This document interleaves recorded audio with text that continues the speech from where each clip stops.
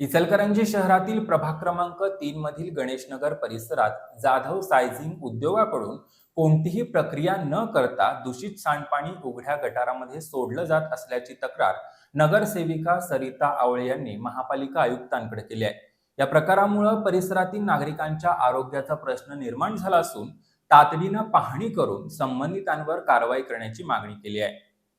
इचलकरंजी शहरातील प्रभाग क्रमांक 3 मधील गणेशनगर परिसरात जाधव सायझिंग मिल आहे। जाधव सायझिंग उद्योगातून सोडण्यात येणारं दूषित सांडपाणी उघड्या गटारीतून परिसरात वाहत आहे।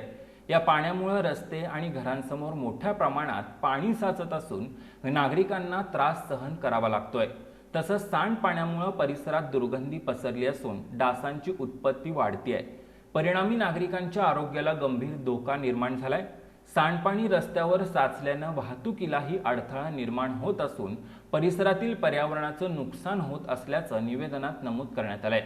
या पार्श्वभूमीवर महापालिका प्रशासनानं या प्रकरणाची तातडीनं दखल घेऊन संबंधित उद्योगाची पाहणी करावी अशी मागणी करण्यात आली आहे। तसंच महाराष्ट्र प्रदूषण नियंत्रण मंडळाच्या लागू असलेल्या पर्यावरणविषयक नियमांनुसार संबंधितांवर योग्य ती कायदेशीर कारवाई करावी, दूषित पाणी सोडणं तातडीनं बंद करून त्याची योग्य पद्धतीनं प्रक्रिया करण्याबाबत संबंधितांना निर्देश द्यावेत अशी मागणी नगरसेविका आवळे यांनी केली आहे।